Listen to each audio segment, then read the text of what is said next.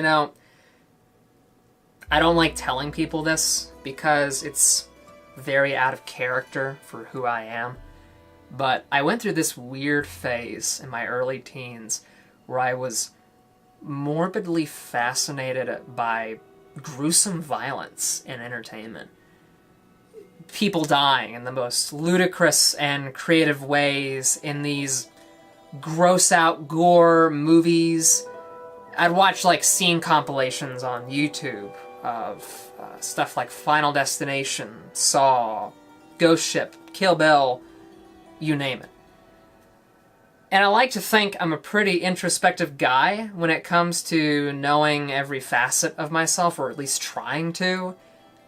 But I have no clue, no idea what drove that uncharacteristic curiosity for about a month or so.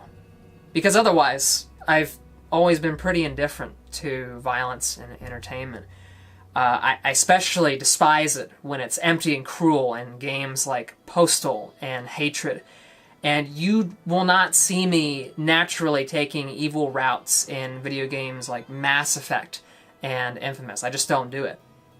And what's even funnier is that if someone describes like a real-life injury to me, or even just shows me like a minor one, I get all squeamish inside.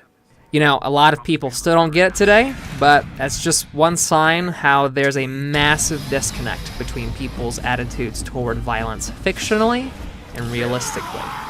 For example, I'm the biggest softy and goody two-shoes you could possibly imagine.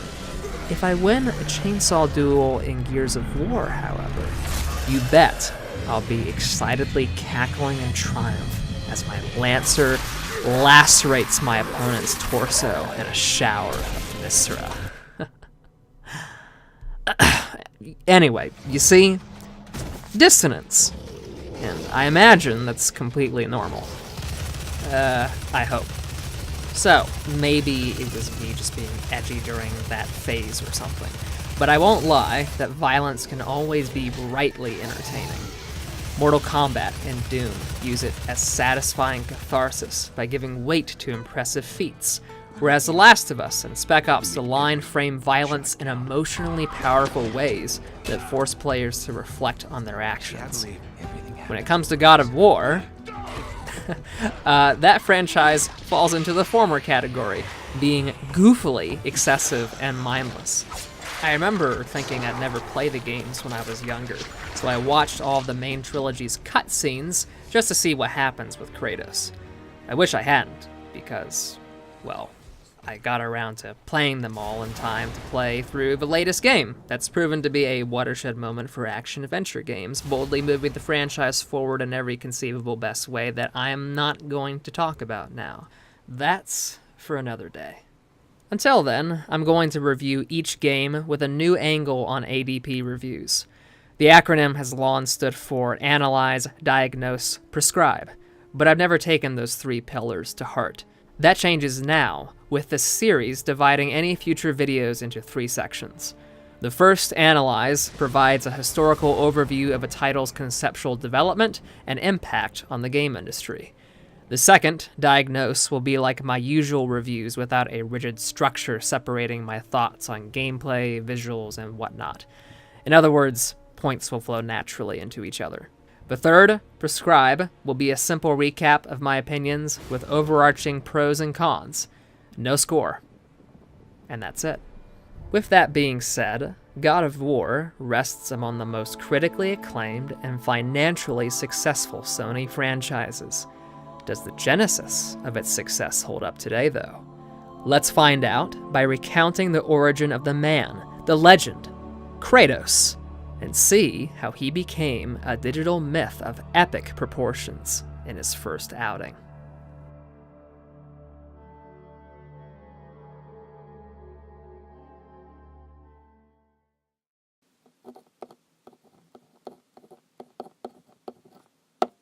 Santa Monica Studios didn't start out making its own projects. The 12-person team was founded in 1999 to assist other developers like Polyphony Digital and Sony Computer Entertainment Japan with polishing, localization, and more. It wasn't until 2001 that Santa Monica's in-house team finished its first project, Kinetica, a slick, futuristic racing game with characters wearing motorcycle suits. You compete against rivals on gravity-defying tracks, but what made the game stand apart was how players perform acrobatic combos in the air or on long stretches of road to boost speed. Kinetica received favorable reviews and proved to Sony that Santa Monica could ship a full-fledged product, especially since the game had its own engine built from scratch. During that time, and shortly afterward, the studio assisted Incognito Entertainment with Twisted Metal Black. That's where David Jaffe comes in. This outspoken creative director designed and directed the prior to Twisted Metal games since 1995. He originally was an English major who wanted to direct films, but unwittingly stepped into the game industry for life starting as a Sony game tester. So after Santa Monica scratched Jaffe's back with Twisted Metal Black, he scratched theirs by helping in the final development stages of Kinetica. Before that, Jaffe had squandered funds and freedom to craft a new IP called Dark Guns. The shooter involved piloting a UFO to abduct and experiment on humans, and though it sounds as promising as Destroy All Humans, the team and concept that Jaffe had didn't pan out. He also admitted that the game was, quote, designed out of fear and anxiety, end quote, but vowed to let passion guide his creativity next time. He got that chance when he became the creative director of Santa Monica's in-house team around 2002, while the other half of the studio continued collaborating with other developers. What had been a contract job for Jaffe at first was the start of anything but. Jaffe had always wanted to create a game that didn't put you in the shoes of the protagonist, but the gawking, awestruck kid watching them on TV. At the 2006 DICE Summit, he said, quote, "You look at something like Zelda, and I think it puts you in the shoes of the adventurer, which is both good and bad. You have to go around and travel and talk to people and figure things out, like a real adventurer would probably have to do. And I wanted God of War not to feel like that," end quote.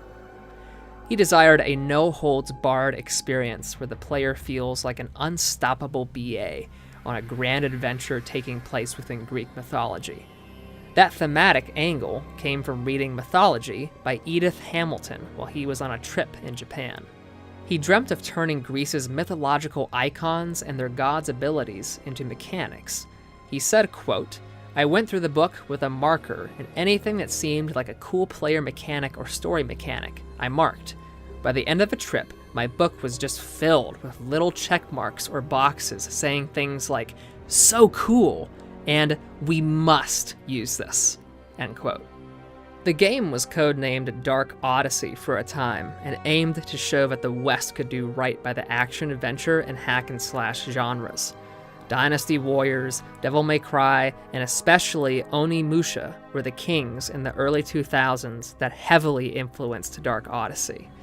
Jaffe wanted to combine their fluid action with greater exploration and puzzle solving, something that he admired in Ico and The Legend of Zelda.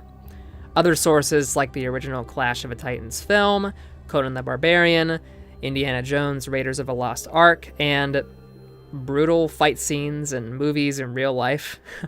These core influences formed the groundwork for God of War, and from there, it took over a year to solidify Kratos' design.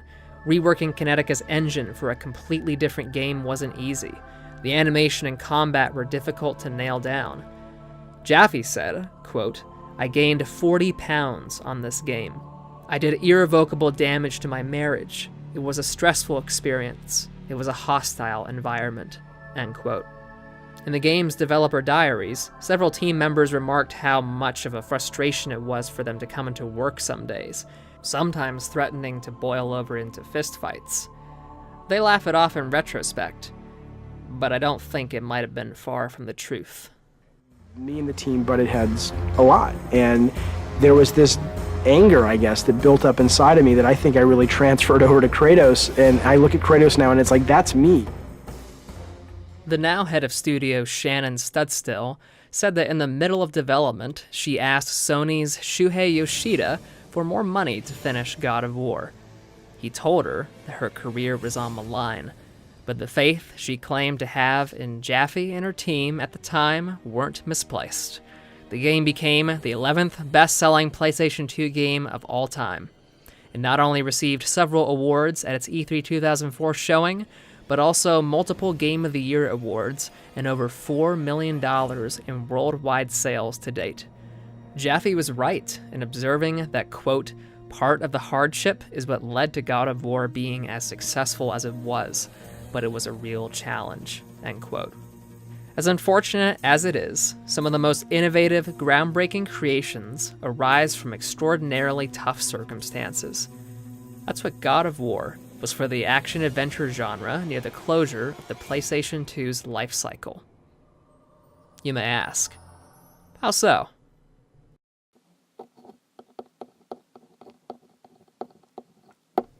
God of War wastes no time taking you off guard. The story begins with Kratos committing suicide.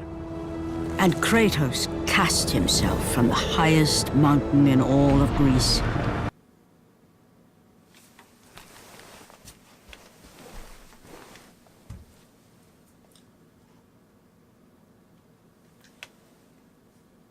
Liars. After you've got your hands up waiting for answers, you're cast backward in time with none, instead being put into the Spartan general's sandals to fend off hordes of the undead at sea. You've got to save what's left of your naval fleet, and oh, there's a multi-headed Hydra eating all of your soldiers too. Better take care of that as well. This intro takes you through the basic paces of combat, environmental puzzle solving, platforming, and boss fights that lie ahead in an explosive sequence you're meant to purely react to and roll with. It's up there with my favorite game introductions found in Uncharted 2 among Thieves, Battlefield 1, and Dead Space 2. They don't start with cute, breezy tutorial missions at the beginning of our hero's journey, no, but via chaotic trial by fire in media res. It's always been a great narrative hook to absorb players into a fictional world because it captures the emotional intensity of, say, being dropped into an unknown situation where you're told to shoot first and ask questions later. That's what God of War is like until you slay the Hydra.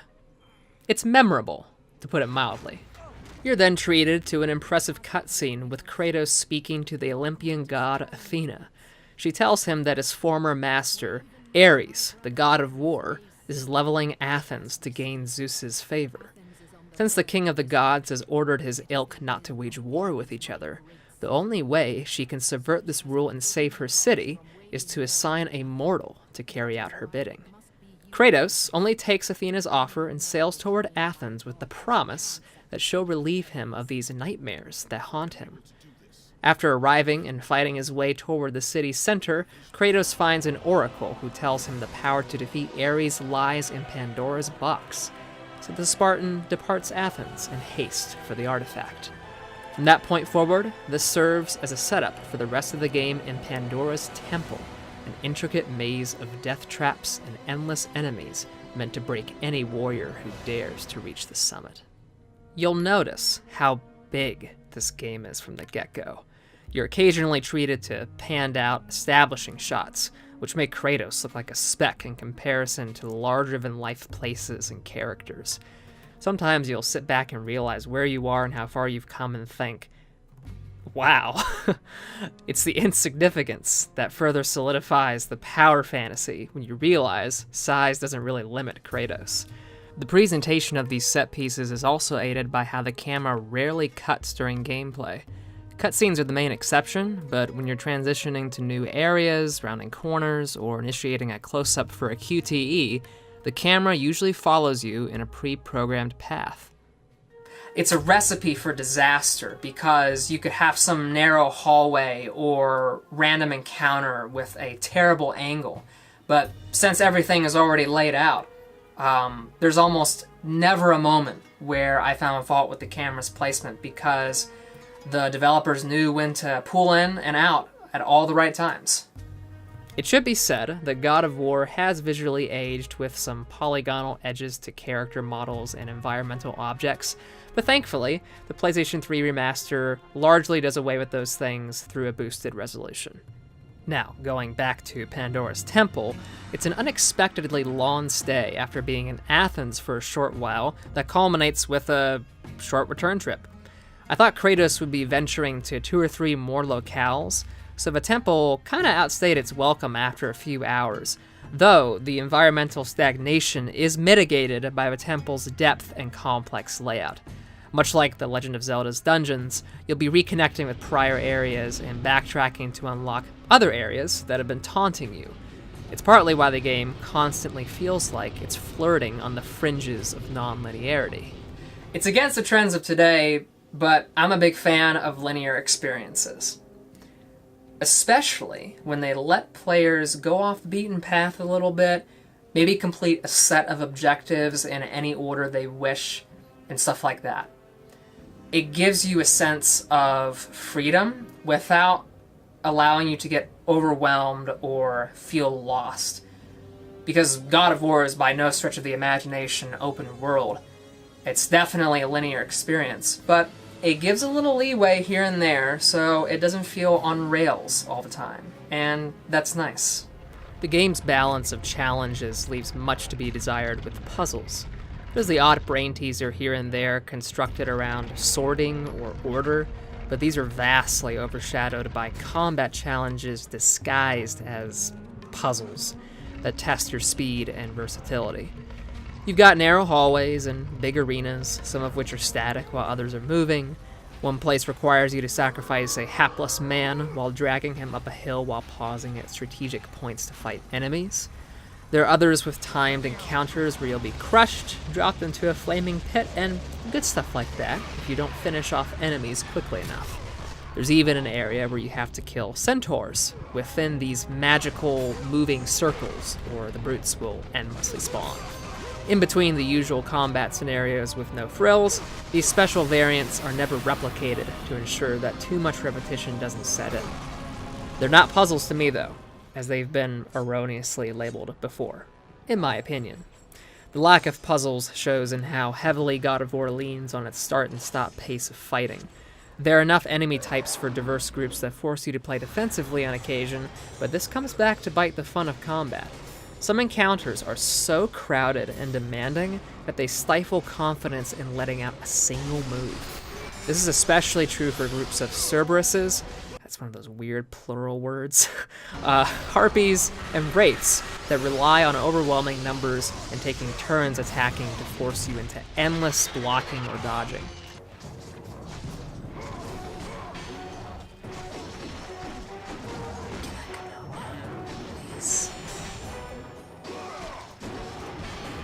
Guess I'll die. The severity's lessened on lower difficulties, but when the game encourages you to experiment with new moves that usually leave you vulnerable and unable to cancel them, you wind up resorting to basic combos that are safer and faster. When you're not stalled to make moves, combat really is a joy, especially with the banging percussion and male choir that chants to Kratos' killing sprees. There are even moments of downtime with Grecian instruments like the, forgive my pronunciation, Tubeliki and Lyra, which give that ancient Mediterranean flair to ambient music during exploration. With that aside, it's incredible how Santa Monica crafted such a smooth, easy-to-learn combat system with no prior experience in that genre. With so few core changes occurring over the franchise's history, it was a Call of Duty situation where, if it ain't broke, don't fix it. You start with a simple sequence of button mashes and special moves like grabbing and magic, but as you gain red orbs from the Fallen, you're able to allot them to a simple skill tree that powers up weapons and abilities along with extra moves to learn along the way. It seems overwhelming when you have so many options presented to you, but if you look deeper, you'll notice that lists of combos are really just moves that have no more than 3 or 4 button presses to perform. It's up to you to figure out which ones flow best with each other. There's no preset combos or sets of moves. It's all on you to piece together in whatever way you wish. Jeffy called this the gameplay's microsystem, whereas the simple options of choosing to go for magic, QTEs, or straight-up kills during combat is the macro system. The latter is straightforward since you always go for QTEs to gain more health or mana for magic, use magic when enemies are crowding you or too far away, and kills when you need to thin the herd. The former was touted as being deeply customizable and therefore strategic, but you can't do more than 3 or 4 separate moves at a time on average, with the blocking and dodging demanded of you. It renders much of the noble intentions behind the freeform combat just underused. And if I'm being honest, if anyone that's played a God of War is being honest, you're not going in with these battle plans with very specific sets of moves and combos that you're going to string together. You're just doing whatever you feel like doing on the fly. There's little rhyme or reason to how you approach combat because there are no particular advantages that moves will afford you in certain environments and against certain enemies. That's a recurring issue throughout the series, making additional moves and abilities feel like, say, having different brands of screwdrivers in a toolbox. The feel and handling of them will be different, but they all accomplish the same goal in the end with little variance in efficiency.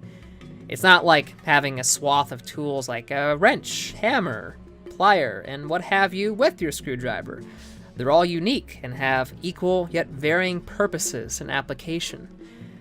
So even though it's cool to switch to the Blade of Artemis or do a ground pound on the fly, your reasons for doing so will basically amount to just because. That's not to say the gameplay is boring, though.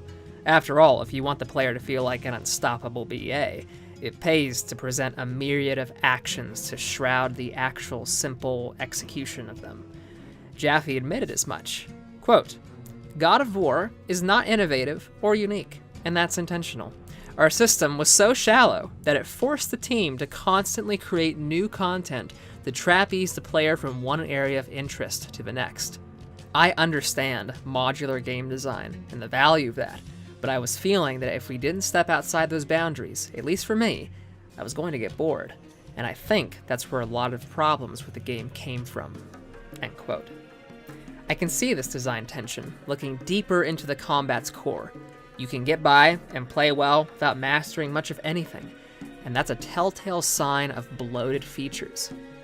Nevertheless, God of War manages to take its fluff and make it look and feel exciting to master just because. And that's a major key to why it's so successful. If we jump right into the platforming, oh wow. That's bad. Yep, that's really bad. Yeah, this is why I keep this nearby, because I deserve to punish myself for such terrible puns. You know what I'm saying? Walking across beams, along ledges, and climbing walls feels fine and dandy, but it suffers from a disease the action-adventure genre perpetuates to this day, with platforming being reduced to busy work. There's nothing challenging about it half the time, which is there to provide empty breathing room between combat. Exceptions to this are found in some areas with skillful maneuvering between obstacles and timed jumping across moving platforms. But long stretches of climbing walls or hoisting Kratos across a rope, while undead are trying to knock you off in both scenarios, they're dreadful nuisances, and they just get in the way of progress. If you're going to give the player a sense of mixed, moving obstacles to traverse, interlaced with combat, or some kind of time limit that stresses them out, by all means. That's fun, and it makes the platforming worthwhile and memorable. Otherwise, it's just there to be there. And God of War suffers from this half the time. Now, the level of Hades, some of you might be thinking, could be argued as an answer to these complaints, but I still think it's a shame how one-note it is in design, and how short it is too. And it proves to be annoying in its own ways as well. So I heard how boss-riddled this franchise has been, and was shocked there are only 3 here. The Hydra at the beginning, followed by 2 more near the end. It's unfortunate how several platforming levels were cut due to the game's scope and budget, And the same fate goes for bosses. There's a dearth of them that left me hanging throughout the whole middle act, but with what there is, the game delivers on lengthy bosses that have multiple stages. This is best realized in the final battle with Ares, beginning and ending with mano-a-mano spars that feel like Tekken matches. What lies in the middle, though, is an awesome wave-based battle against a horde of Kratos' doppelgangers, attacking his wife and child. You have to defend your family from being slaughtered by hugging them, which transfers your health to their own. It remains the most emotionally powerful blending of mechanics and storytelling in the franchise, as simple as it is, demonstrating how the Spartan would lay down his life and slay his demons if it meant protecting, even bringing back his family. You know, I've said how I don't like how much time is spent in Pandora's Temple, but when I think about it, it's such a simple plot to follow. Kill Ares and get Pandora's box. Yeah, I know you can reduce a lot of games with advanced storylines with something simple like that, but God of War is so easy to follow, like ridiculously so, because you don't have these other locations and artifacts and characters to really keep track of. It's really narrow and focused, and I think that actually works in favor of making these flashbacks that are interspersed throughout your journey up Pandora's Tower even more interesting. With Kratos committing suicide and allusions to his nightmares from the start, you're pulled into discovering how he became such a violent, angry, loud man who don't take no for an answer. You find out the Spartan pledged his life to Ares so he could escape death on the battlefield, but forsook his humanity and was tricked into murdering his family. That's how he wound up serving the gods, by sailing to and fro across the Aegean Sea, doing their bidding. People have labeled God of War as mindless and indulgent, but I wouldn't level these descriptors in full force. Kratos is a man consumed by rage and a lust for power, but the story shows how these traits bring him nothing but emotional and physical anguish. The gods only compound his mistakes by enabling and manipulating him for their own nefarious deeds. Even when he's slain a god, he's apathetic and wants nothing but death, since his memories can't be erased. God of War relishes in the thrill of chopping the undead in half and stabbing minotaurs through the mouths, but Kratos is a man wrought in deep layers of tragedy underneath his meat-headed one-liners. There's awkward nudity and excessive violence, but kernels of lucid wisdom are found between the lines. Is that not like the Greek myths of yore? I don't think that's accidental. So I'd say the game's immaturity can be partially forgiven for maturity in other places, with a deeply troubled, flawed protagonist that I somehow still feel pity for, despite his horrendous actions that I condemn.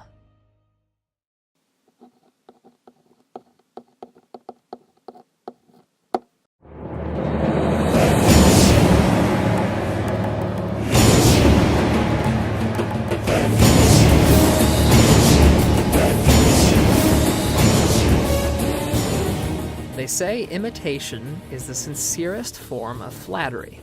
God of War goes beyond that by not only paying homage to its inspirations, but also elevating their shared genre to new standards back in the mid-2000s. The underlying simplicity of the game's combat belies how fun and complex it feels in action all the way to the end. Its slick presentation and scope live up to Santa Monica's hopes that it would have felt like an epic cinematic adventure then, and it still does.